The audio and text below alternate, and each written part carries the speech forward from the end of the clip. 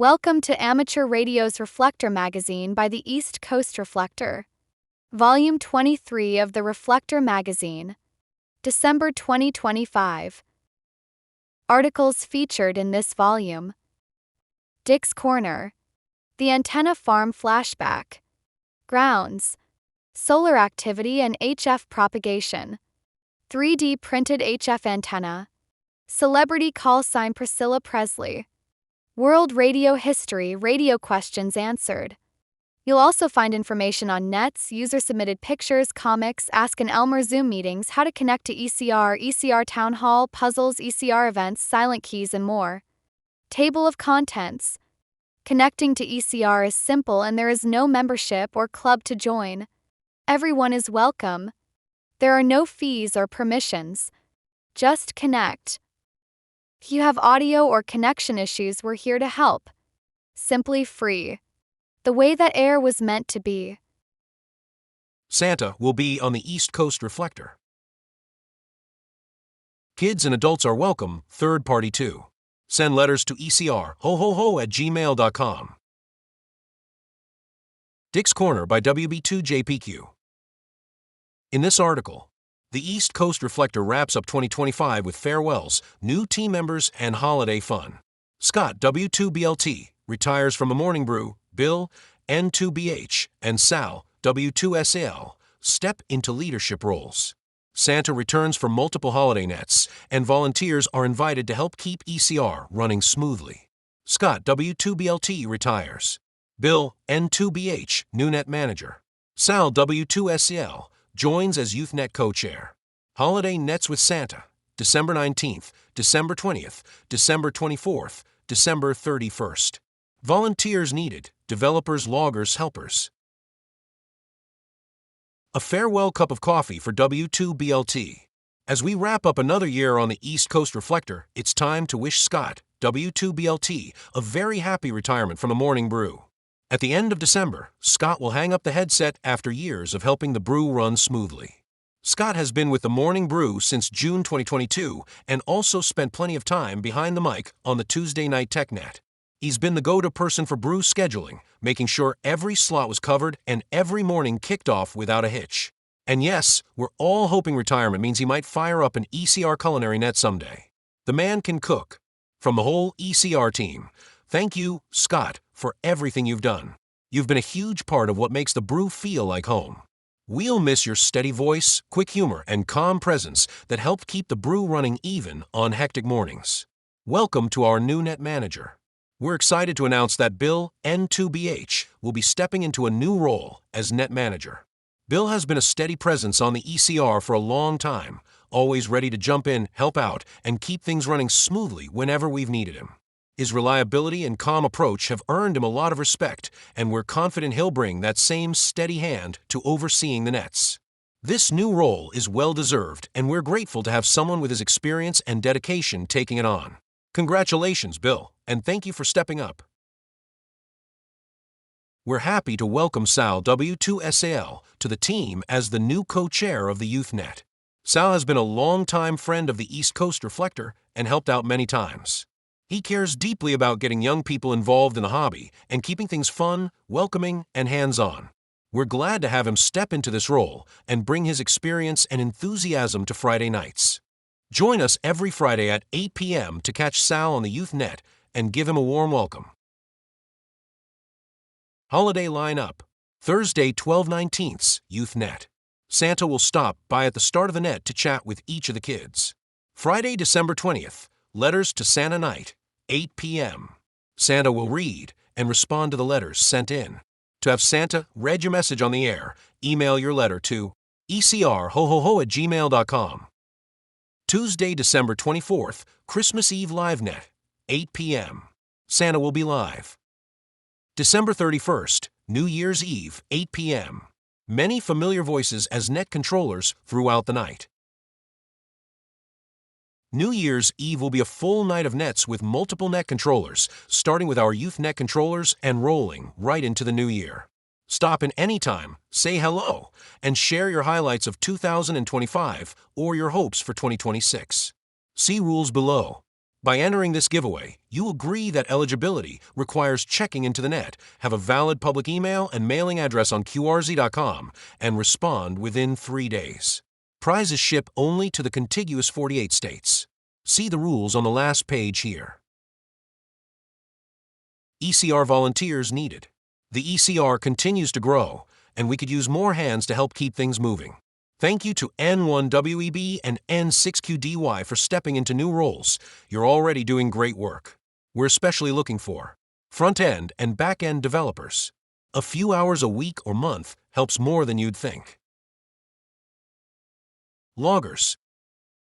We always need people to help keep nets organized and running smoothly.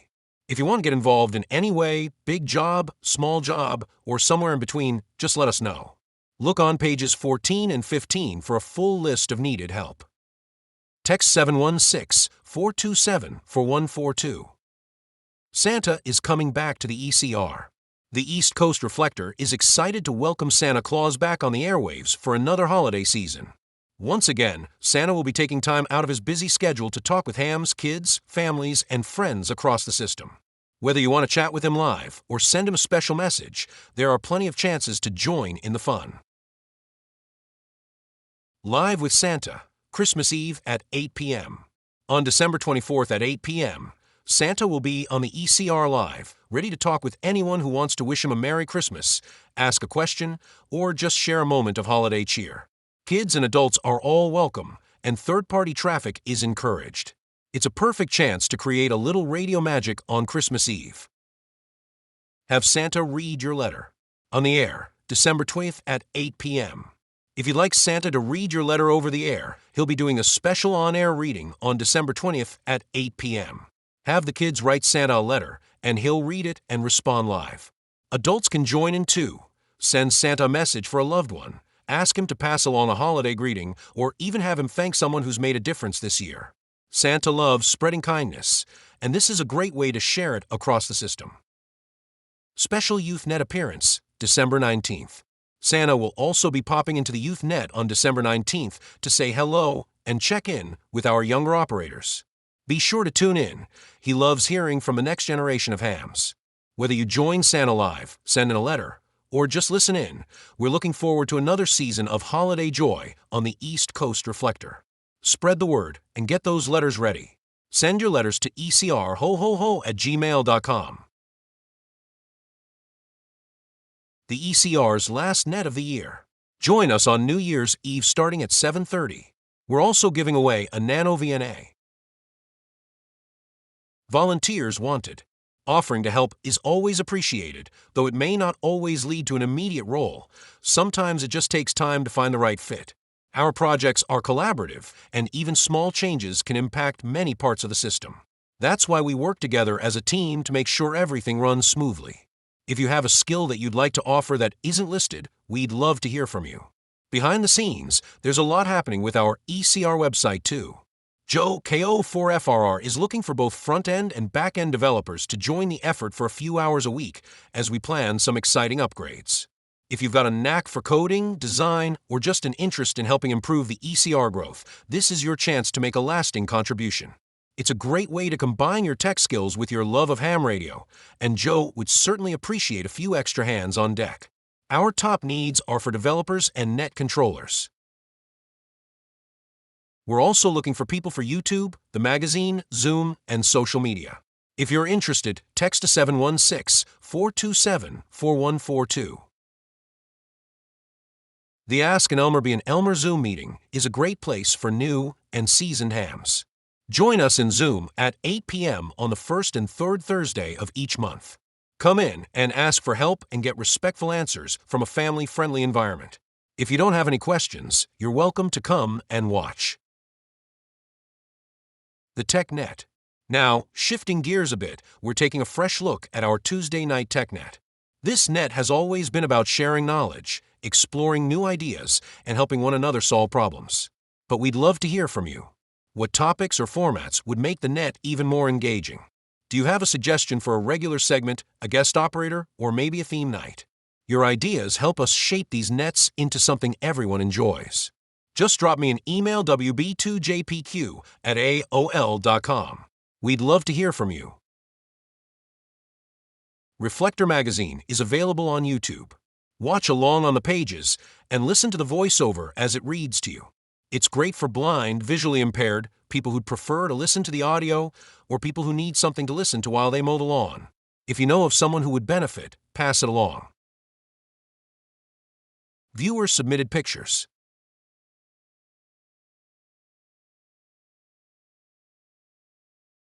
Try the general exam practice. It's a quick 12-question practice round to practice for the exam or to keep your skills sharp. The Antenna Farm. Flashback to Part 8. Grounds. In this article, a proper grounding system is essential for every amateur radio station. Ground affects safety, station performance, antenna efficiency, and lightning protection. While no installation can achieve a perfect ground, applying proper grounding principles helps you get closer to optimal performance and protects both equipment and operators. Bottom line, a good station bonds all three systems together, keeps connections short and low impedance, and protects both performance and safety. Flashback to Part 8. Grounds. Hello ECR family, and welcome to the Antenna Farm. This is your friendly antenna farmer Charles, KC6UFM. As always with the Antenna Farm topics, I welcome any and all feedback from you, the reader. I am almost always monitoring the East Coast Reflector, and my email is on my QRZ page. I am also on the ECR for almost every Tuesday night TechNet, so this would be a great place to ask questions too. Feel free to reach out to me with any comments or questions. But there is a new, and in my opinion, great place to ask questions about the antenna farm or antenna systems in general. Join me, along with other Elmers, in the East Coast Reflector Zoom room on the first and third Thursdays of each month at 8 p.m. Eastern for the Ask an Elmer/Be an Elmer event. This is a chance for all hams, especially those new to the hobby, to ask questions that may be too involved to get detailed answers from the TechNet. I look forward to you joining us and asking your questions. Grounds are very important in ham radio, not only from a safety perspective, but also in terms of making your antennas work well, or at least as designed. Most antennas are designed assuming a perfect ground, something that is impossible to reach, and unless you live in the middle of salt marsh surrounded by miles of highly conductive soil, is not really even approachable. This means that real-world installations will never reach the theoretical maximum performance. There are things you can do, however, to get as close as possible and make your entire station perform better and, more importantly, be safer. There are three types of grounds that impact ham radio. So let's explore each type and how they impact you, your station, and your antennas. DC ground system, sometimes called a safety or NEC ground system. This is the grounding system that you are at least passively familiar with in your house that makes sure each of your appliances has a direct path to ground in case of short circuit. The safety and NEC ground names come from the fact that this grounding system is mandated by the National Electrical Code, adopted in full by most state and local agencies, in order to prevent fires and electrical shocks. While the NEC does have a section on amateur radio stations, it too is aimed at safety, not performance. For more info on the NEC, see sections 810.51 through 810.58. Also, if you're doing any electrical wiring in your shack, like adding a 240V outlet for that new amplifier, be sure to follow the NEC for that installation. The hallmark of this system is there must be a low resistance path to earth ground. Your electric company meets this by driving one or more ground rods at least 8 foot long into the earth very near your service entrance point. In some areas of very poor soil conduction, there may be more or longer rods and, in some cases, plates of metal buried. If you were to drive a rod anywhere around your house and measure the resistance between your new rod and the ground pin of an electrical outlet in your house, the resistance should be quite low. Again, keep in mind that the DC ground system is for safety, nothing more. It must always be in place. Nothing else you do will legally replace the DC ground, but it usually does nothing for your station's actual performance. There's one exception that many authors miss. If there's a loose or corroded connection in the household circuits, including the ground line, it can and usually will generate no small amount of noise in your RF systems. RF ground system. While the DC grounding system is legally required, and you really should not mess around with it, there's another, more important grounding system that impacts your entire ham station. Again, the NEC does have a section on radio station grounds, but you can and should go beyond those minimal requirements with an RF grounding system. Many antennas need a good RF ground to work properly. Things like 1/4 and 5/8 wave verticals, J-poles, and just about everything else need a good RF ground. In general terms, your antenna will need a ground plane to work against, and the quality of the RF ground determines how things like takeoff angle, lobes, and other issues affecting your antenna's performance will react. Your equipment, and I mean all equipment, should be bonded to the RF grounding system that is, in turn, bonded to the DC grounding system. You will sometimes hear people talk about having RF in the shack or getting shocked when they touch their microphone and other similar things. Almost all of these phenomena can be traced back to one or more problems with the RF ground. Other things that should be a hint that there's a problem with RF ground include unexpected radiation pattern, either elevation or azimuth, unusual SWR readings, heavy noise pickup on receive, and more. One rule you should keep in mind. Do you have a full-time repeater on the system? Get it on our map. If you're connected at least 60% of the time, 10 watts or more outside antenna, and it's available for others to connect, then we'd love to put you on our map. The YouthNet is run from the East Coast Reflector Zoom room with the support of the ECR team. All kids and their parents are welcome to come in the Zoom room at 7 p.m. Eastern, an hour before the net, to hang out, get to know each other, and see how the net runs as you follow along on the log sheet. Third-party check-ins are encouraged. Adults are welcome to check in. Kids are welcome to check in with each net controller. Join our YouthNet controllers every Friday night. Support the future of ham radio.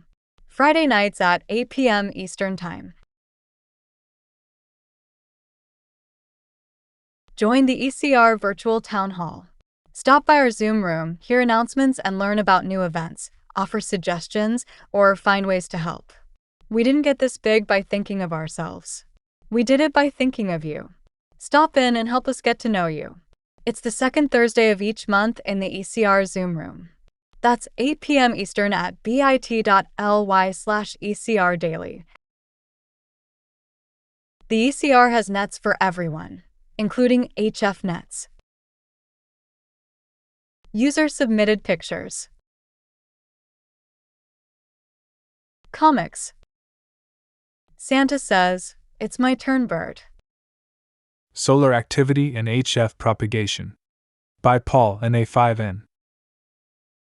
The sun plays a huge role in how well HF radio signals travel.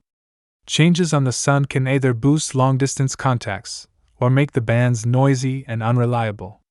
Knowing the basics helps new hams understand why bands open and close. Solar flux, higher numbers equals better high band conditions, 20 to 10 m. Day versus night, daytime absorbs more signals, nighttime quiets down and helps low bands, 80 to 40 m. Solar flares can cause short blackouts, then often improve conditions for the rest of the day. CMEs, big eruptions arrive 2 to 3 days later and cause geomagnetic storms and noise. K-index shows how stormy things are, 0 to 9. Lower numbers equals better HF. Best times, right after a flare ends, and right after a geomagnetic storm calms down. Band basics, solar flux affects high bands, geomagnetic storms affect low bands, 30 m is usually steady. The Sun, Earth interconnect. Since the late 1800s, it was noted that solar activity affected telegraphic lines and, later, radio communications. However, there was no scientific proof for this link. From the 1920s onward, radio amateurs clearly correlated HF propagation and the MUF to the solar cycle. But again, there was no scientific proof. Astronomers and physicists knew there was a Sun-Earth connection, but without direct observational data, it remained an unproven scientific theory. The scientific proof did not come until quite recently, basically, the space age, when we got our first look at the sun from outside our protective atmosphere. In the 1970s, the Voyager spacecrafts were the first to confirm the existence of the solar wind. It was not until Skylab that increases in radiation and the solar wind were linked to solar flares, and coronal mass ejections (CMEs) were first detected. The Sun-Earth interconnect finally became a scientific fact. Since then, numerous satellites and ground-based instruments monitor the sun and our geomagnetic field in real time. Today, the radio amateur in QRPR has a wealth of solar information available via the internet that professional astronomers did not have a decade ago. This article, in part, describes how to interpret this internet data and some of the terminology encountered in the daily reports and solar data from NOAA. Much of the solar physics in this article has been developed by astrophysicists in the past 15 years, and not yet available in other than scientific journals. Solar radiation. If the sun radiated as a thermal source only, the received brightness would vary directly with frequency, from ultraviolet and visible light down into the radio spectrum. This is called Planck's law of black-body radiation. Optical observations at different wavelengths do follow the black-body radiation, proving the visible and optical wavelengths from our sun are thermally generated. However, radio energy does not follow black-body radiation, proving the radio energy from our sun is being generated by processes other than heat, as shown in Fig. 1. Solar flux.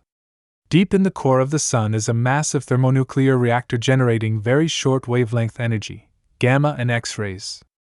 As this energy works its way to the surface of the sun, the wavelength gets elongated, or stretched, into the radio wavelengths, becoming the background radiation from the sun, called the solar flux, SF. It is measured at several observatories and reported daily by the National Oceanographic and Atmospheric Administration, NOAA, at their website, http://www. Section. NOAA.gov/today. HTML. The solar flux is low during the quiet sun, SF less than 100, and elevated during the active sun, SF greater than 100. In short, the solar flux is a measure of the ionizing radiation from the sun and an indicator of the electron density of our ionosphere. The higher the electron density, the more reflective our ionosphere is to HF signals, and the higher the maximum usable frequency, MUF. The solar flux is measured at 2880 MHz, 10 centimeters, a frequency not generally affected by solar flares, and one where our atmosphere is very transparent. Occasionally, a large solar flare will increase the 2880 MHz solar flux. NOAA will report this event as a 10 flare, indicating the 10 cm solar flux value has been contaminated by a solar flare. Most people ignore the elevated solar flux from a 10 flare. However, it does indicate the Earth was exposed to increased ionizing radiation from the solar flare, ionizing our E and F layers above the normal solar flux. QRP propagation hint: QRPers should check the higher bands for openings for several hours following a solar flare, or a 10 flare event, due to the enhanced E/F layer ionization, possibly temporarily raising the MUF. Ionization. The daytime ionizing radiation from the sun strips electrons away from their host molecules in our upper atmosphere. These free electrons increase the electron density of the ionosphere, stratify into layers, and called the D, E, and F layers. The E/F layers are reflective to HF signals below the MUF, reflecting them back to Earth for long-distance communications. This is generally called skip propagation. The HF signals must also pass through the D layer, the closest to the Earth's surface. This is called the absorption layer, since some of your HF signal will be absorbed by the D layer, in fact, twice, going to and coming back from the E/F layers for 2 to 6 dB total path loss. At night, solar radiation ceases and the free electrons recombine with their host molecules. The D layer completely disappears and offers no signal loss. The E/F layers merge into a single layer, but remain reflective to HF signals. However, this combined layer has a lower electron density than daytime levels, lowering the MUF. Astronomers call these ionization layers plasma layers, and the lowest frequency that escapes into space the plasma frequency, FP. QR peers look at it just opposite. What is the highest frequency that does not escape into space? We call this the maximum usable frequency, or MUF. In reality, the MUF and plasma frequency are exactly the same. During the active sun, Earth's plasma frequency is about 18 MHz, nighttime, to 30 plus MHz, daytime, and during the quiet sun, varies from about 10 MHz, nighttime, to around 20 MHz, daytime. Interestingly, the sun's plasma frequency varies between 300 to 1000 MHz. The only time strong HF radiation escapes the sun is during a solar flare, and when it does, it is called a solar storm. Sunspots and the solar cycle. The solar cycle was first realized by noting that sunspots come and go over a 7 to 11-year cycle. Sunspots are cooler areas on the solar surface. More recently, sunspots have been identified as regions with strong magnetic fields called alpha, beta, and delta groups, as defined in Fig. 2 and illustrated in Fig. 3. These active regions are carefully watched for possible flare activity. Continued on page 87. The ECR helpline. If you're having a difficult time connecting to the ECR or need to make us aware of a problem, call or text our helpline at 746-427-4142.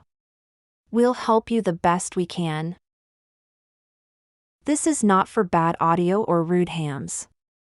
This is for things that need current attention, like someone sleeping on the mic about to time out the system or someone being very aggressive. We appreciate your help. Connections printable. There are many ways to connect to ECR. For a printable list, go to bit.ly/ECRConnect. There, you will find the information on the many different ways to connect. Open Mic Net. The ECR has a one-of-a-kind net. It's an open mic net for net controllers.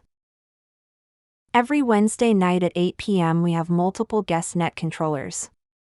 You can be on too. No experience necessary. You don't even need to log, just read from the log sheet. If you're interested in being a net controller on our open mic net, sign up at bit.ly/ECR open mic. Did you know that we have a gift shop? You can help to support the East Coast Reflector at the gift shop. You can get your Callsign put on an ECR shirt starting at $17.68.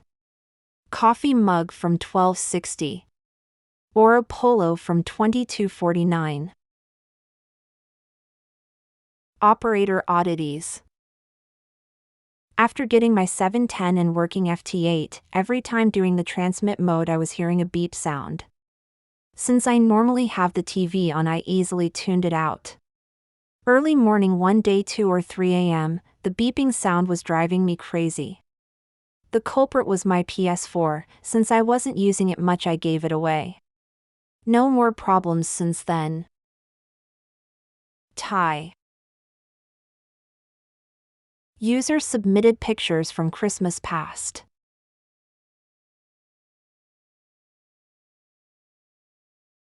Try our ham radio crossword puzzle. All of the answers can be found in this volume of the magazine. You can solve it on your device or print it. 3D Printed HF Antenna by Harry ESM is 0 VPO. In this article, this project presents a highly compact, portable HF antenna designed for operators with limited space, small vehicles, or a need for rapid deployment. Built around a 3D printed loading coil and a telescopic mast, the antenna mounts magnetically to a car roof, covers 7 to 30 MHz without an ATU, and can handle 100 W while remaining easy to tune in the field. Key points: ultra compact, 30-second deployment, 3D printed loading coil with one-turn tuning taps. Works with 6 to 14 mm telescopic elements up to 2.5 m. No ATU needed for 7 to 30 MHz operation. Car roof serves as an effective ground plane. Achieves near 1:1 VSWR with tap selection. Proven performance. Japan worked on 100W. Optional. Capacitance hats, larger coils, simple rain cover. Introduction. One of the biggest areas that radio enthusiasts place the most effort must be antennas. In recent years, this has been my greatest goal, mainly because I have a really small garden. In the previous apartment, I had no garden at all, so the 20M frame antenna came into being. Since moving into this house, I have already experimented and published an article, HF Antennas for Small Spaces, where I documented the results of many tests in the current antenna I am using. During the summer, I used the HF bands working portable from my car, using a 5M long MFJ 1979 antenna and a huge loading coil. Today I am single, so I have treated myself to a new Bachelor 2-seater cabriolet sports car. The boot trunk is really small, not even enough room to hide the roadkill or the bicycles they were riding. Even the portable wooden box will not fit in the car anywhere. So I need an even more compact antenna. I recently bought a bulk pack of telescopic antennas, which range from 450 mm to 1.5 m in length. These all had a 6 mm diameter bottom section. They will work for HF portable, but I wanted something a bit longer, at least 2.5 m in length. There are commercial antennas available for £80, $105 or so. I bought a telescopic portable flagpole for about £4.50, $6. These portable flagpoles are designed for marchers and protesters. They are strong, sturdy, and come with a flag of your choice. I wonder if they can be used as a baton. The flagpole bottom section diameter is 14 mm if you pull off the rubber handle. This project shows you how I built the magnetic mounted antenna that will drop onto the roof of your car, can be deployed in 30 seconds, covers 7 MHz to 30 MHz without an ATU, will take 100 watts easily, and can be used for any of the telescopic antenna elements listed above. For the first contact I ever made with this antenna, I used only the 1.5 m long telescopic element, 6 mm diameter, and the antenna placed on the roof of the car. Situated on a hillock, open countryside, clear view of horizons, and running only 100 watts. The first contact I made was to Iwate, which is in Japan, 7,913 kilometers distance. I got a 4/2 report, but I thought it was fantastic for such a small antenna. Concept. The basic concept of this design is to make a huge base loading coil with taps so that you can select a tap for any frequency you want. The coil effectively increases the electrical length of the antenna rod. An antenna that is too short will become capacitive, so adding an equal inductive reactance will make it behave resistive at one frequency. This loading coil can be a challenge if you use thick wire, and turns that are touching can give rise to local heating and burn power. A 3D printed former gets around this. Everything is built using a 3D printer, but you can build it in a more conventional way if you are prepared to use plastic drain pipes and other such components. Winding coils without a former and maintaining a constant pitch with uniform distances between turns can be a challenge, but you can use 2 wires together, wind the coil secured with glue, then remove one of the coils, leaving you with perfect turn spacing. The car body itself is used as a ground plane. The 3D printed coil supports the telescopic antenna. The coil is mounted on a metal plate about 500 mm, 1 foot 6 inches square, with a super neodymium magnet superglued to each corner. This gives excellent strength and stability, even in moderate to high winds. Warning, you must put some form of protection under the magnets. Traditional mag-mount antennas are notorious for scratching cars to bits when iron filings, nails, and bits of wire stick to the magnet. Always put an unused sheet of polythene or something under the magnets. Even newspapers work if it is not raining. 3D STL files. There are 4 3D printed parts. The fourth part, the top cone, you can select to suit either a 6 mm diameter telescopic antenna or the 2.5 meter antenna with a 14 mm diameter. The parts look like this. Right-click and select Save Link as to download the files. Continues on page 111. Audio check. There are great audio tools on the website at eastcoastreflector.com. There's a Listen Live player for listening anytime equipped with a visual audio meter. There's a second player with a 2.5 minute delay. This allows you to do your own audio check. To hear what your audio sounds like, load up Listen Live on the website. Pick up your radio. Give your call sign and say this is an audio test. No response necessary. Then wait a minute and listen to the playback. Still stumped? Come into our Zoom room for advice at bit.ly/ECR daily. Join Alex W7FTM on Saturday nights at 11 p.m. Eastern for a night of trivia. Each person gets their own multiple choice question, so join us for some late night fun. The ECR has unique log sheets and you're welcome to watch along. You can see where you are on the log, answers to the questions, and even birthdays and more. Go to bit.ly/ECR logs to get access to view all of the net logs. QSL cards courtesy of hamgallery.com. Callsign word search. Play on your device. Find the call signs of people whose birthday is this month. User submitted pictures. Comics. Now they've all got LED noses. Tell the elves I need more antler ferrites. Every time one of them farts, all of the toys start playing Baby Shark. Celebrity Call Sign by Joe KB2TFB. Priscilla Presley, N6YOY. Priscilla was born at Brooklyn Naval Hospital in Brooklyn, New York on May 24, 1945, the daughter of and in U.S. Navy pilot James. Unfortunately, Priscilla was not even 1 year old when her father died in a plane crash on November 3rd. Her mother remarried 3 years later with U.S. Air Force Officer Paul.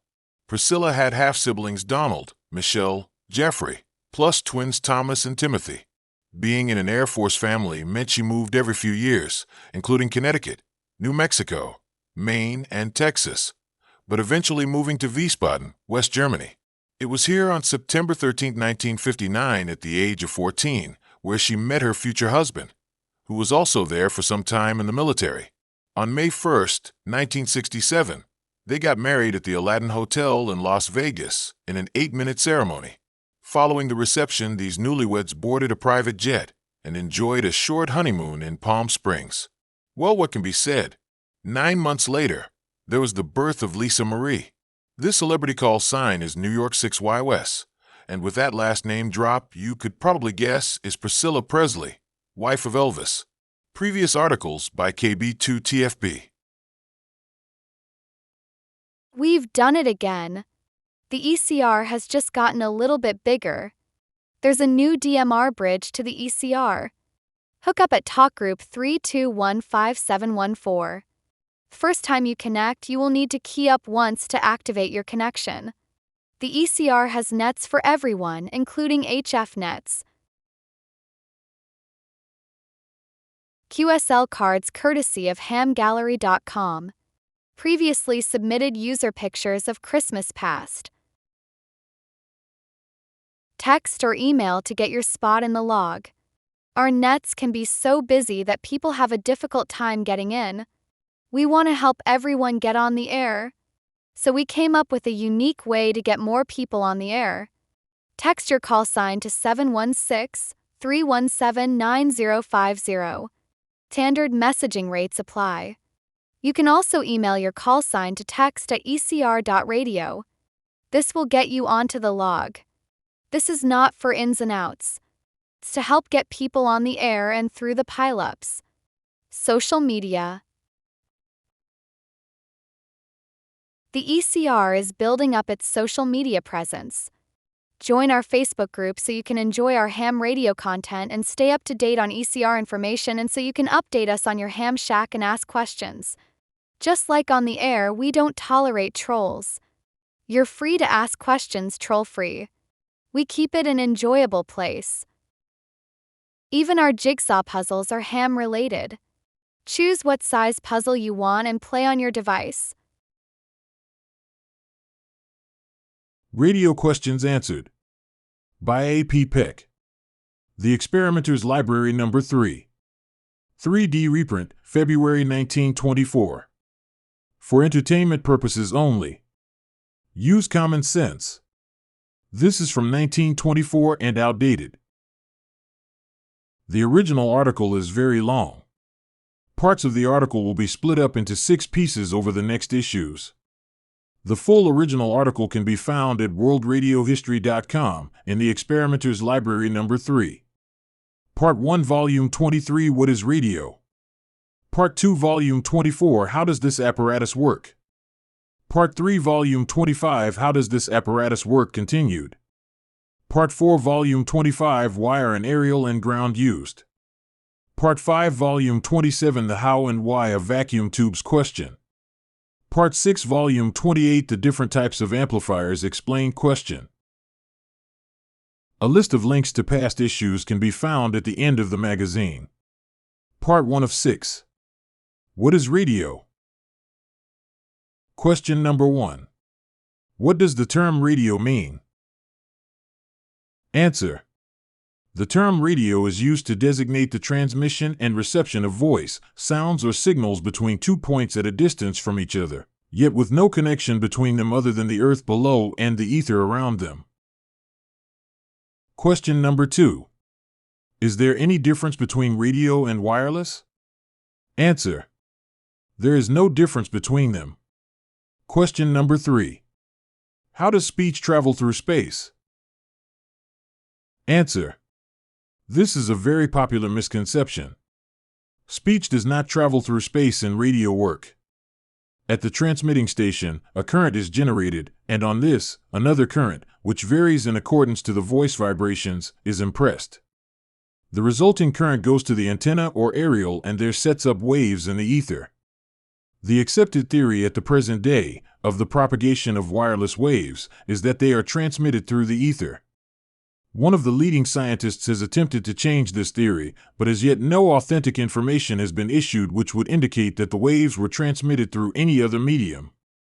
The term ether is used to designate an intangible substance which is supposed to permeate all objects on this earth. It is supposed to be present in wood, iron, stone, the air, and even in the human body. It has no relation whatsoever to the anesthetic of the same name. It is through this medium and not through the atmosphere that radio waves are transmitted. This fact can be very easily proven in the laboratory by showing that radio waves sent out by a miniature station placed within a vacuum can be received by a receiving set outside of the enclosed vacuum. The waves sent out by the transmitting station affect the receiving aerial and set up a light current therein. This current is then detected or rectified so as to render it audible in the receivers. In this way, it will be seen that the speech does not travel but merely affect certain instruments which perform the work desired. Question number 4. Is a license necessary in the U.S. to receive radio messages? Answer. No, only to transmit. Question number 5. What is meant by tuning? Answer. To illustrate this, an analogy is quite necessary. If 2 tuning forks with the same pitch are placed near each other, and one is sounded, the other will also vibrate, even though it has not been touched. This is because the first one sets up air waves which vibrate the second. If the untouched fork is not of the same pitch as the one which is sounded, it will not respond. In the same way in radio, we find that vibrations of a certain frequency are sent out in the ether by the transmitter. The number per second, or frequency of these vibrations or waves are constant for a given wavelength. If the antenna circuit of the receiver is not tuned to respond to the particular frequency being sent out, no sound will be heard. However, by adding more or less turns of wire to the circuit, it can be made to respond. The same effect can be obtained with a combination of coils and condensers. Question number 6. What is wavelength? Answer.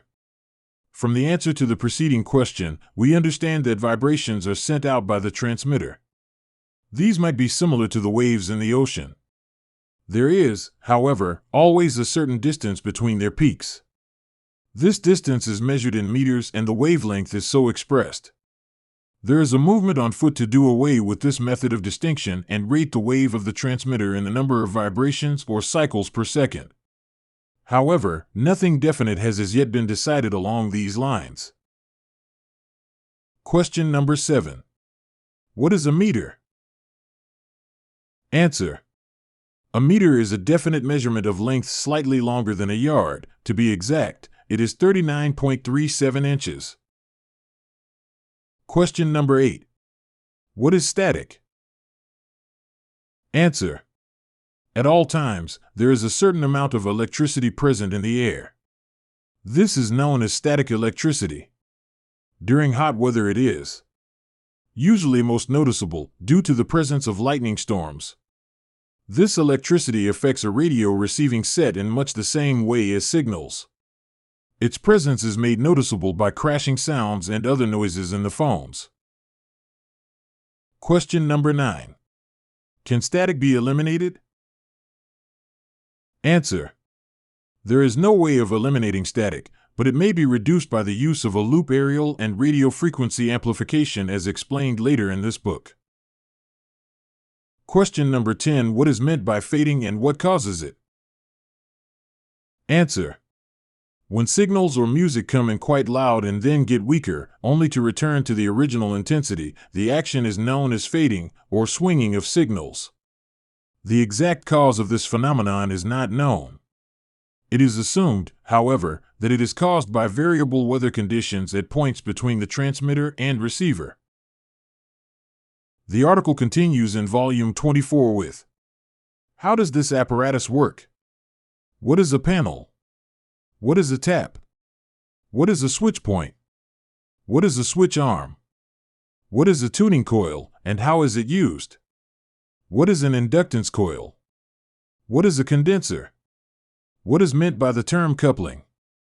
What is a variometer and how is it used? Subscribe to the East Coast Reflector to stay up to date on nets and events. The Morning Brew is a light-hearted, fast-paced net. Check in and tell your barista your answer to a simple question to get your morning started. Mobile check-ins are given priority. Don't want to deal with the pile-ups? You can also text your call sign to 716-317-9050 or email a text at ECR.radio to get on the log. Did you know that we have a gift shop? You can help to support the East Coast Reflector at the gift shop. You can get your call sign put on an ECR shirt starting at $17.68, coffee mug from $12.60, or a polo from $22.49. The East Coast Reflector is on Discord. Go to ecr.radio/Discord to get in. User-submitted pictures. Dear Santa, I need more antennas. Says every ham. All good RF grounds make good DC grounds, but the best DC grounds are likely horrible RF grounds. The reason for this rule is in the names of the grounds. With DC, all we need to look at is the resistance of the path to ground. With RF, reactance comes into play. All conductors have resistance and a certain amount of reactance, but while resistance is constant no matter what the frequency of the applied energy might be, reactance varies with frequency. If we consider a case where we have a coil inductor in a series circuit at DC or even at the normal 60 Hz of household AC supplies, it may only present a couple of ohms of resistance and a similar value of inductive reactance. But if we increase the frequency to a few megahertz, while the resistance stays the same, the inductive reactance could easily go to several million ohms. This high inductive reactance will effectively block RF current flow through the ground system. A similar thing applies to parallel capacitance, though that is much less common, but comes with an entirely new set of problems. The takeaway is that as frequency increases, so does the impedance of the system. Because of this effect, RF ground systems need to have a different approach than DC grounds.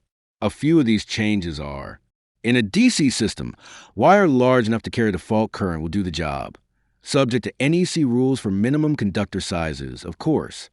In an RF system, you must use conductors that can both carry the fault current and have low impedance. This means that for an RF system, in most cases, forget the idea of using wire. You need heavy braided cable with large dimensions, or better still, strips of copper sheet as large as possible. This sheeting or braid will present a much lower impedance, a combination of inductive and capacitive reactance, and so present a low impedance to RF current flow. Failure in this part of the system will cause RF feedback into your equipment and could give you a nice RF burn. Next, You must have a common point for all RF ground connections. In other words, don't run a bunch of conductors out to a ground rod. Instead, get some kind of large metal bar and connect each piece of your equipment to that bar using low impedance braids or sheet. Then run a single low impedance line to your ground rod. And don't forget to ground the less obvious things like your PC, the half dozen or so Raspberry Pi units you have, your desk lamp, your monitors, and everything else. If it uses electricity and is in your ham shack, ground it. The biggest impact of a failure here is noise and RF feedback. Never ever have more than one ground point with, for example, one line run from the transmitter to one ground rod, and another line run from the amplifier to another ground rod. Also, do not daisy chain ground strap/sheets from one device to another. Run a strap from each piece of equipment to the common ground bus bar. Doing otherwise can easily create a ground loop where you have current flowing from device to device through the ground system. This is 100% guaranteed to cause a multitude of problems for you.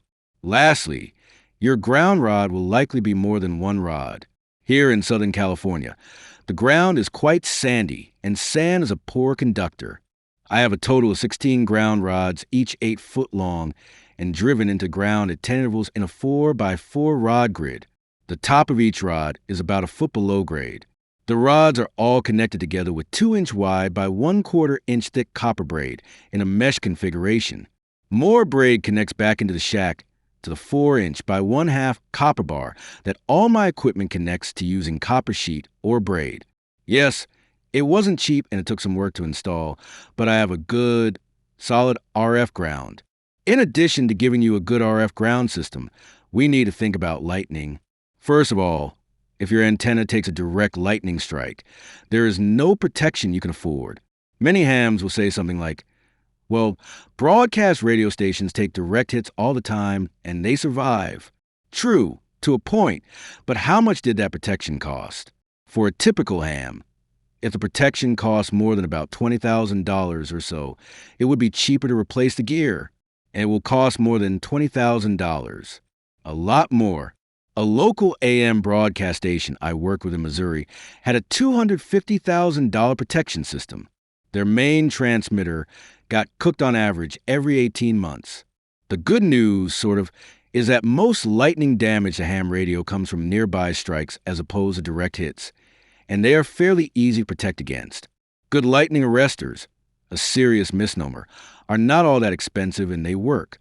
The company Polyphaser offers some excellent products and a lot of white papers on protection in general. But all of these lightning protection systems also need a good, low-impedance path to ground. Sound familiar? Lightning is amazingly broad spectrum with frequencies swinging from as low as 1 Hz up to around 300 MHz. Even a strike 50 miles away can hit your station with a huge pulse of energy concentrated in the 25 kHz range, but extending up to 30 MHz. Devices like those from Polyphaser will safely shunt these impulses to ground and protect your equipment if, and only if, there's a good RF ground system in place. If the ground system has too high of an impedance to the earth, all that energy will simply blow into your radio. I would strongly suggest that you invest in a copy of the ARRL's book, Grounding and Bonding for the Radio Amateur, as it covers both DC and RF grounding in great detail. This book is priced at less than $30 and is actually worth twice that much. If there are radio clubs or other hams near you, maybe the club has a copy or a few hams could go in and buy a shared copy. Lastly, don't forget about impulses coming in over the AC mains. Some electric companies routinely install surge protection on their service drops, and others will install one if you contact them. Most don't do either. Get some good AC line surge protectors. And remember to check their display LEDs regularly and replace them as needed. A surge protector will lose a little of its ability to protect with every surge it absorbs. In other words, they do wear out. Coffee grounds. Probably the most important of the ground systems. Coffee grounds are often forgotten. Over a long weekend of contesting or even just rag chewing with DX stations, you're likely to build up quite a pile of coffee grounds, and how you handle them, the resulting caffeine buzz, and the unavoidable crash is very important. Mishandling any of these factors could easily impact not only your performance as a ham operator, but also your relationships with your boss, coworkers, and XYL. Trust me, it's no fun sleeping on the couch for 3 days after a weekend contest. First of all, be sure to properly dispose of the coffee grounds. A good option is to use them as plant fertilizer. Just remember to dilute them with some water, first to limit the acidity. I strongly suggest that you not try them as hair dye, especially on your XYL's hair. And unless you like working on the household plumbing, don't dump them down the drain. Oh, and never ever just leave them in the pot for your XYL to clean up. That will not end well. Second, when that buzz hits you, resist the urge to run to the rest of the family to brag about the contact you just made. It doesn't matter where the contact was made to. They don't want to hear about it. Your XYL most assuredly doesn't want to hear that you place a higher value on DX, no matter how rare, than spending time with her watching Titanic for the 500th time. Again, this will not end well. Lastly, when the caffeine crash hits you, don't even think about sleep. You have to go to work Monday morning. And then there will be taking the kids to band practice.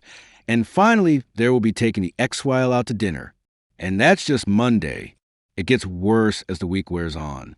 It is ill-advised to tell anyone that you're too tired to fill in something here, because you were on the air for 72 hours straight. Not only do they not care or understand, they will accuse you being just a little kid with very expensive toys. Something you can take solace in is that there are very few weekends with back-to-back contests. Next time, we're going to take a closer look at matching your antenna to your feed line. You can have the best antenna in the world, a great ground system, the best feed line money can buy, and an amplifier that dims the lights in half of the city when you key up. But if you can't get the energy into the antenna, it's all worthless. We'll learn how you can match everything up in terms of impedance and get the most out of your station. Next time on the Antenna Farm, we're going to look at something that I've had a few questions via email and on the ECR about. Impedance matching transformers. If you know of an antenna construction article on the web, please drop me a note with the pertinent information, and I will look at it for consideration as an article for the Antenna Farm. Take care in 73. Charles, KC6UFM. Previous articles by Charles, KC6UFM. You should know. The East Coast Reflector and its Reflector Magazine is all volunteer run. We charge nothing to use the system and nothing to subscribe to the magazine. The system has hundreds of nodes and repeaters connected at any given time. We incur a lot of expenses to maintain such a large system. If you use the system or enjoy the magazine, please consider helping by contributing to the system by going to eastcoastreflector.com and click on Donate. Your contribution is greatly appreciated. Continued from page 38. An alpha group are sunspots with no bipolar magnetic fields, and seldom produce a flare. When bipolar magnetic fields, with north to south, or plus or minus polarization, develop between sunspots, it is called a beta group. When a beta group becomes particularly intense, with strong, bipolar magnetic fields between sunspots, it is called a delta group. A major flare alert is issued by NOAA when a delta configuration develops. A major solar flare will always occur from a beta or delta group, but not all beta or delta groups will produce a flare. Terminology seen in the NOAA reports will be the umbra, the central core area of the sunspot, surrounded by an outer area with a filament structure called the penumbra. It is believed the filamentary structure of the penumbra is painting, a picture of the magnetic field lines emanating from the sunspot. Often NOAA will report that a beta group shows rapid growth in the penumbra.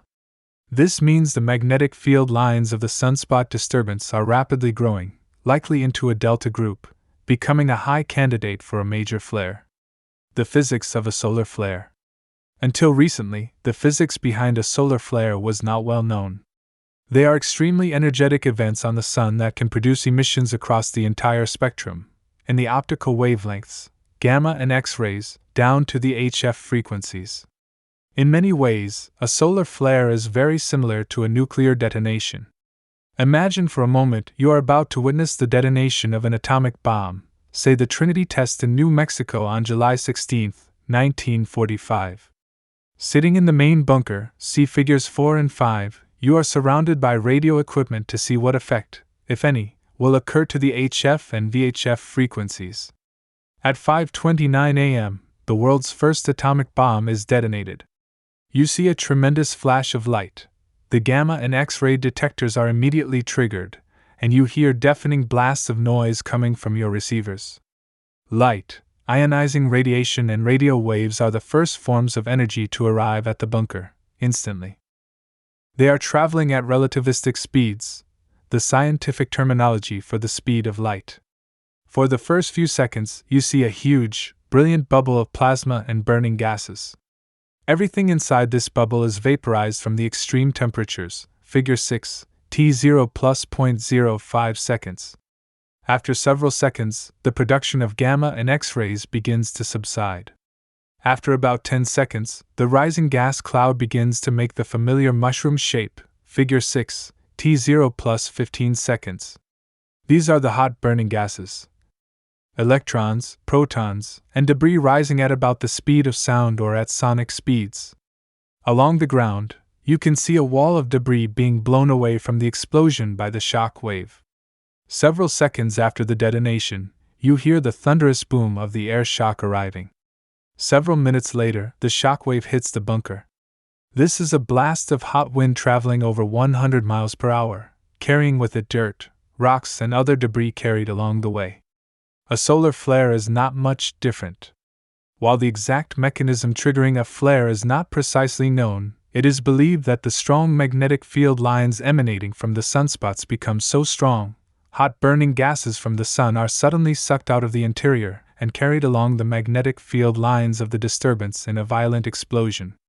While the interior of the sun is exposed at the flare site, gamma and X-rays are allowed to escape, traveling outward at relativistic speeds. This explosion creates a shockwave, at supersonic speeds, usually around 1,200 to 2,000 km per second, being well above the 350 km per second. Escape velocity of the sun, this shockwave carries some of the burning solar mass out into space. This shockwave and rising gas cloud of solar mass, being ejected from the sun, is called a coronal mass ejection, or CME. It is traveling outwards at supersonic speeds and could strike the Earth if the trajectory and geometry is correct. Some of the burning mass gets caught in the magnetic field lines of the disturbance, forming an illuminated loop or halo, and called a full halo CME as shown in Figure 7. The key point is a solar flare releases several major forms of energy that can affect VHF and HF propagation on Earth. 1.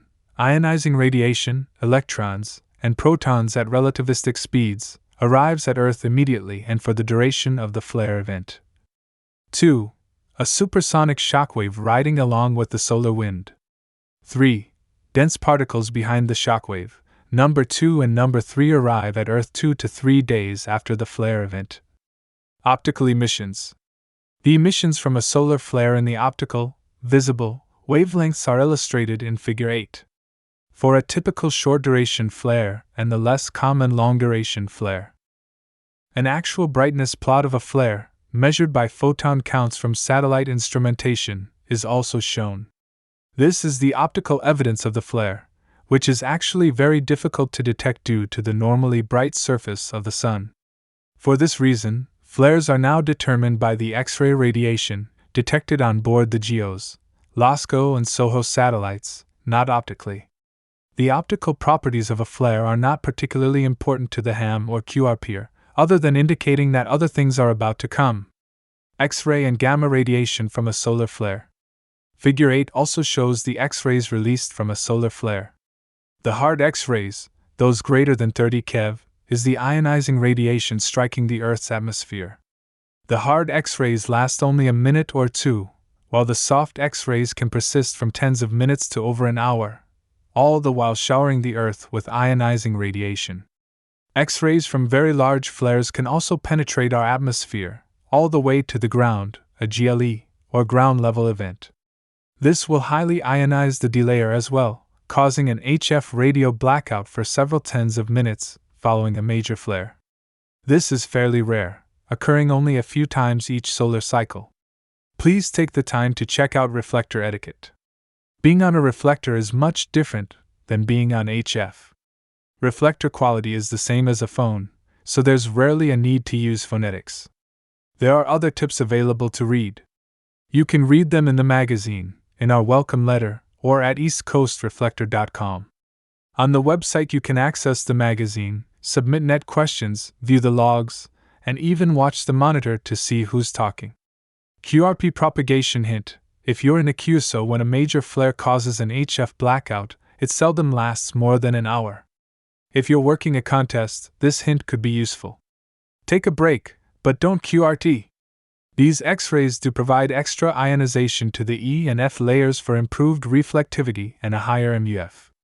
Exploit the benefits of a solar flare.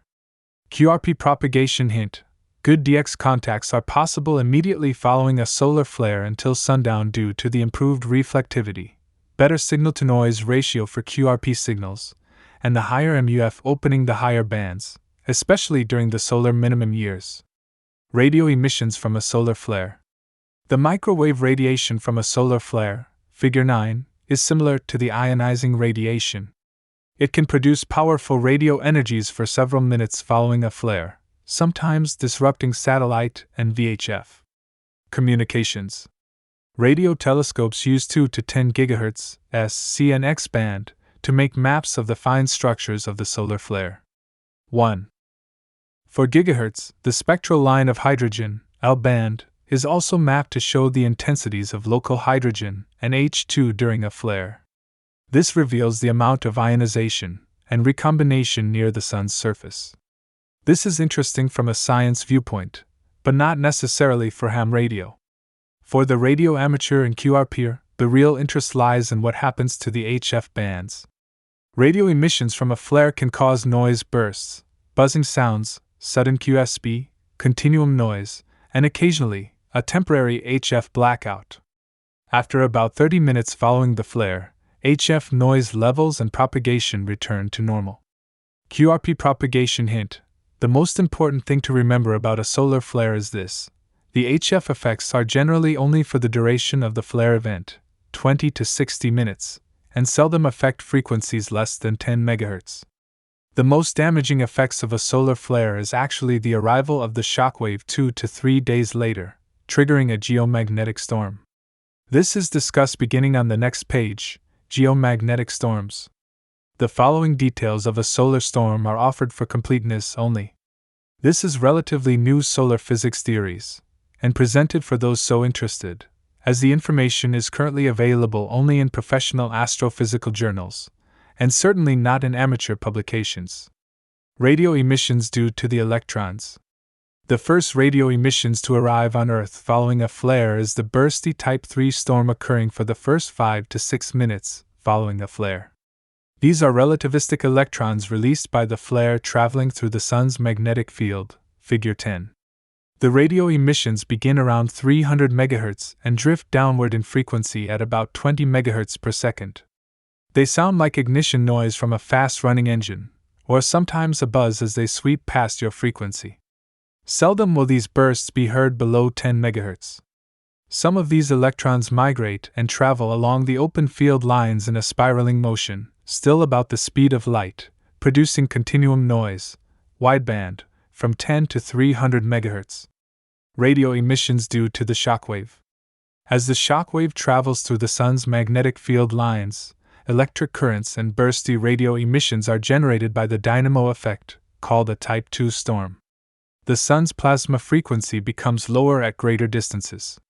Therefore, as the shockwave travels away from the Sun, the bursts are heard at lower and lower frequencies on Earth, as shown in Figure 10. This is important to astronomers. By measuring the time it takes for the burst to drift from one frequency to a lower one, the velocity of the shockwave can be determined. Radio emissions due to interaction with the magnetic field lines of the Sun. Both Type 2 and Type 3 sweeps can be used for the velocity determination, and often reported by NOAA as follows: 1810 UTC M7.8 solar flare. 1822 UTC Type 2 sweep 1450 km per second. NOAA uses this information to estimate the arrival time of the shockwave at Earth, and the intensity of the geomagnetic storm. Of course, you can do this as well. The 1,450 km per second shockwave slows down as it travels along with the solar wind, averaging about 70% of the type 2 or 3 value, or about 1,000 km per second, equals 625 miles per second. With the Sun about 93 million miles from Earth, the travel time will be 149,000 seconds, or about 41 hours. With the normal solar wind about 350 km per second, an increase to 600 km per second generally triggers a minor geomagnetic storm, around 1,000 km per second. A major storm, and much above that, a severe storm. These, of course, are all rough estimates. The shockwave also travels through the strong magnetic field lines of the disturbance, Figure 11, where the electrons and particles get trapped in the closed field lines. This also produces a bursty radio emission called a Type 1 storm. These drift downward in frequency at about 2 MHz per second, and sound like ignition noise from an idling car.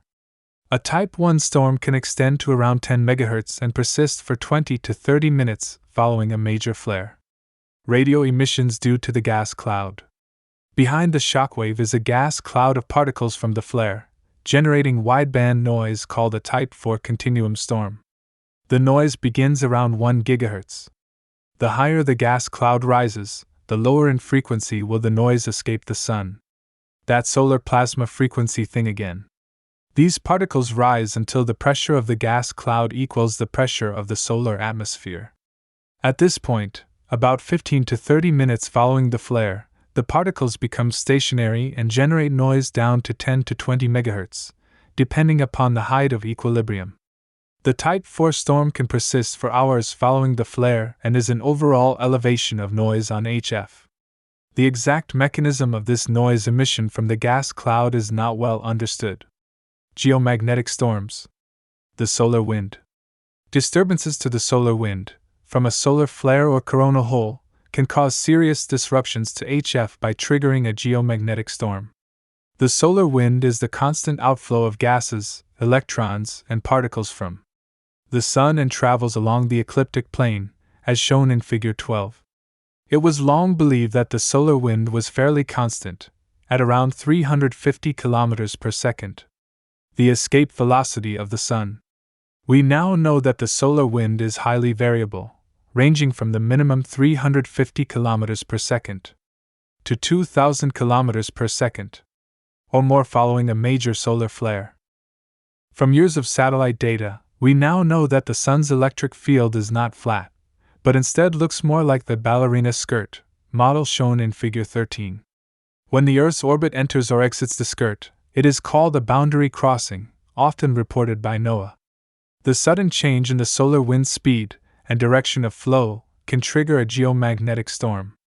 The boundary crossing causes a stronger geomagnetic storm than a positive crossing. However, they are seldom severe and last only a few hours. Figure 13 shows why the solar wind is constantly changing, causing minor geomagnetic storms, even during very quiet solar conditions. Be a contributor. Do you want to help contribute to the magazine? Send in your article, project, story, comment, and suggestions to editor@ecr.gmail.com. You don't have to be a good writer if you have a good story. Everything will be published and sent to you before it's published. Figure 14. The Earth's geomagnetic environment illustrated. The solar wind exerts a pressure on the Earth's magnetic field, which distorts the toroidal pattern as shown in Figure 14.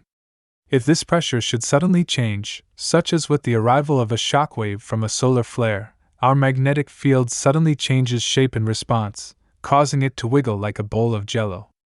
This, in turn, generates strong electric currents by the dynamo effect, traveling along our magnetic field lines far above our heads. This, in turn, generates noise on the HF bands. While our geomagnetic field is wiggling, it can often produce strong, bursty noise, or static crashes. As the geomagnetic storm begins to subside, it settles down to an elevated noise level. QRP propagation hint. Often our magnetic field gets very quiet following a strong geomagnetic storm for 12 to 24 hours. This is an excellent time to work 40 to 16 meters due to very low noise levels. The K and A indices. Magnetometers on the Earth measure the condition of our magnetic field. The amount of movement, or wiggling, is averaged and reported by NOAA as the K-index every 3 hours. The K-index is a scale from 0.9 representing quiet to severe hours to form the A-index, representing the overall planetary geomagnetic conditions for the UTC day. The A-index ranges from 0 to 20 for quiet conditions, up to 400 for extreme conditions. A chart showing the correlation between the K and A indexes to HF noise levels is shown in Figure 16 on the following page.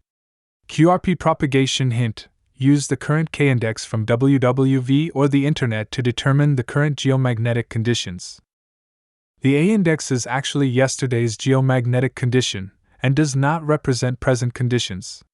QRP propagation hint: for websites with solar information, solar flux, K and A indices, and solar wind data are. Anatomy of a solar/geomagnetic storm.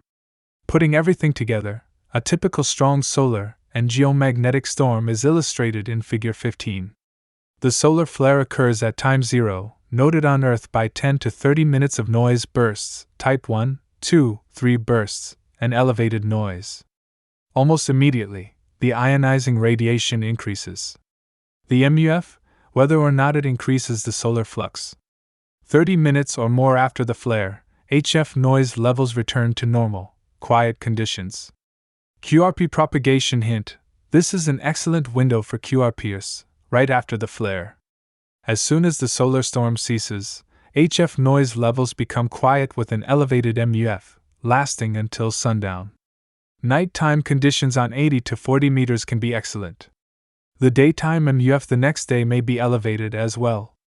Shortly after day 2, the shockwave arrives, compressing our magnetic field and triggering a major geomagnetic storm. HF noise levels immediately rise, and in severe cases, may cause an HF blackout. Electrons from the shockwave enter the Earth at the poles, causing a polar cap absorption (PCA) event. This causes blackout conditions on HF in the higher latitudes. The next 3 hourly K-index will be high, 6 to 9, sufficient to also trigger auroral activity. A major geomagnetic storm, K greater than 6, can last 12 to 24 hours. When it finally subsides, our magnetic field often becomes very quiet, producing low noise levels on HF. QRP propagation hint: this is the other window for QRPers, when the geomagnetic storm subsides. Nighttime noise levels on 40 to 80 meters can be very low. A few final thoughts. The solar flux, indicating the level of ionization, affects HF propagation above about 10 MHz. The solar flux does not affect 40 meters and below, since the MUF seldom drops below 10 MHz. This is why the lower bands are always open. The K-index, indicating the geomagnetic condition, indicates HF noise primarily below about 10 MHz, except in severe cases. During a storm, high noise levels on 40 m doesn't mean high noise on 20 meters. 30 meters is the ham band caught between the two worlds. It can be affected by both solar flux and the K-index. On the other hand, it is more often not bothered by either. It is a good band throughout the solar cycle. Every solar flare and the resultant storm is different. No two are alike, nor accurately predictable. 5. Never let reports of flares or geomagnetic storms scare you from getting on the air and checking it out. See number 5. Number 5 includes propagation posts on QRPL by NA5N. I hope you have found this presentation informative and helpful. Even though now in the quiet sun, strong flares and geomagnetic storms can still occur. If you have questions, feel free to email me. I'll try my best to answer your questions. 72, Paul NA5 and NA5N at cnet.com. Original article at kparsi.org. Ever wonder what it would be like to be a net controller? The ECR has an open mic net. No commitment. Registration is for one night. No experience necessary. No logging. We log. You work off the log. The net is run from the Zoom room where you'll have the ECR team backing you up and ready to take care of any problems. There's a brief prep night to walk you through everything you'll need and answer any questions. Register at bit.ly/ECROpenMic. Net questions. Here's a list of most of our net questions. Ever wonder how your answer compares or what the results were? Click the question to see the results.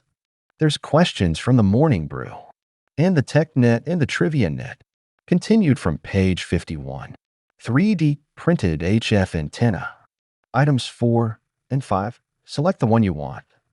If you have a telescopic antenna that is a little different, then you can carefully drill the 6mm hole a little, up to 7mm. If your telescope antenna is smaller, then you can put a little insulating tape around a rod to make it 6mm. The prototype was printed on a Prusa duplicator, i3. Select support type Brim. Infill equals 30%. I always run my printer platform at 60 degrees Celsius, 140 degrees Fahrenheit, but after the first layer has printed and successfully stuck to the platform, I set it to 0 degrees Celsius, 32 degrees Fahrenheit. This prevents objects from warping. I run the nozzle at 197 degrees Celsius, 386.6 degrees Fahrenheit for cheap PLA filament, but now I am using EPLA, and that seems to work best at 205 degrees Celsius, 400 degrees Fahrenheit. Construction. Download and print the files above, wind the coil, assemble them, and then make the soldered connections. The coil wire is household, multi-strand, insulated electrical cable, about 2.5 millimeters diameter. One fit an M4 machine screw through the hole in the bottom of the coil tube, using a washer under the screw head. The bigger the washer is, then the more robust it will be. The screw head must be inside the coil tube, as this is also used to mount the finished coil on the metal plate. Use superglue to make sure the screw head will not become loose and fall out, but do not get any superglue on the M4 nut or the screw threads. You will need to remove the nut later on, when the coil is mounted on the base plate. To wind 30 turns on the tube, laying the cable in the recess on the tube. Make sure it is really tight and there is no slack. You do not want any turns popping out of the recess and getting close to adjacent turns. I used a little dab of superglue in the recess every second turn, just to be 100% sure that it was solid. 3. When you get to the top, cut off the wire so that there is sufficient to solder a 3mm solder tag and position it in the center of the coil tube. This you secure to the tube cap using a 3mm machine screw and nut. Again, use a touch of superglue to prevent the screw and tag from working loose.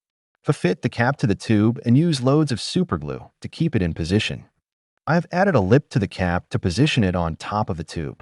The lip also gives additional contact with the tube, so the superglue will stick like a limpet. 5. Fit 4M3 machine screws through the holes in the disc/plate. Use some superglue to keep the screws in position. When the glue has set, invert the plate so the screws point upwards and glue the plate to the top of the coil assembly. 6. All you need to do now is fit the coil assembly to the 500mm square plate using the M3 screw that is sticking out of the bottom.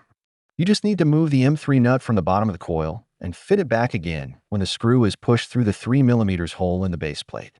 Again, I used some superglue under the coil, but that was probably me being a little paranoid. If the screw protruding under the plate is long, then there is a possibility it could scratch the car, so it would be wise to cut it off short. I put a fiber pad on mine, the sort they put under the legs of furniture. 7. Now you can fit the telescopic antenna. They normally have an M3 threaded hole in the bottom, but if yours has something else, then you need to fashion a U-bracket with 2 holes. This is an adapter so that the bottom side bolts to your coil terminal, and the upper hole is used to secure the telescopic antenna. 8. Fit the antenna support cone over the antenna rod and secure it in place using 4 cubic meters nuts. The antenna assembly is now complete. As you can see, the RF connections are braid/shield of the coax cable to the 500mm square plate, and the coaxial cable semiconductor is coupled to the turns of wire using the crocodile clip. I also fitted in SO 239 connector so that I can easily dismantle and reduce any wear and tear. Connections. I spent quite a bit of time experimenting with this, and the best method I found was to use some 0.8mm solid copper connecting wire soldered to the turns of the coil. I used a scalpel blade to mark and cut the top layer of insulation to expose the multi-strand wire of the tuning coil. Notice that the connections to the coil are all staggered by 5 turns so that there is plenty of space to make the connections, and you can select any tapping at one-turn intervals. Instead of a lengthy description, here is a photograph that shows you exactly how I did it. I formed small loops that would easily take a crocodile, alligator clip, 0.8 mm hookup wire, formed in a loop on 4 mm drill bit. One small point here is that the feeder cable should also lie flat on the car body. The 500 mm square plate forms a capacitor with a car body, effectively grounding the plate. This is perfect for 7 MHz upwards. For 3.5 MHz with extra coil, see adjustment below. I saw there was a little RF on the cable braid, so increasing the area of contact with the car body makes it acceptable. I also tried laying a few 1M insulated croc-croc jumper leads, clipped to the 500 mm plate, laid on the car roof. That made it perfect. Print a technician band plan. Adjustment. In accordance with the following table, extend the telescopic antenna section to the length shown. Connect your feeder to the top tapping, 0 turns, then use the bands normally. This is all very well if you use an MFJ 1979 antenna that has a length of 5.4 meters. If you only have the 2.5 m telescopic flagpole, or even shorter, then it will always be extended to maximum. In this event, you need to use the coil taps.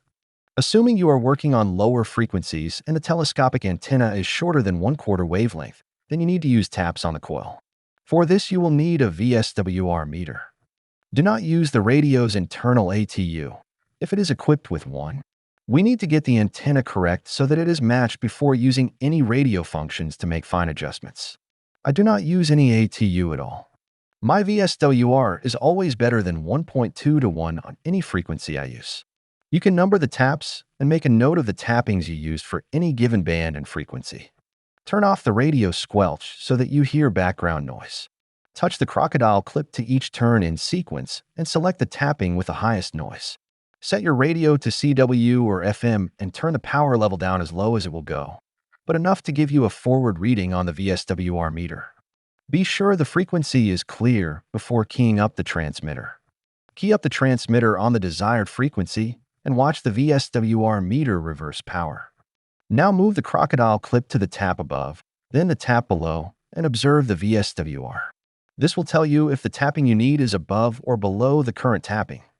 When you've got the correct tapping, the VSWR should be better than 1.2 to 1, but you should be able to get it so close that you cannot get any reverse power reading at all, so it looks like a 1-to-1 perfect VSWR. Now you can use the radio's internal ATU if you so desire.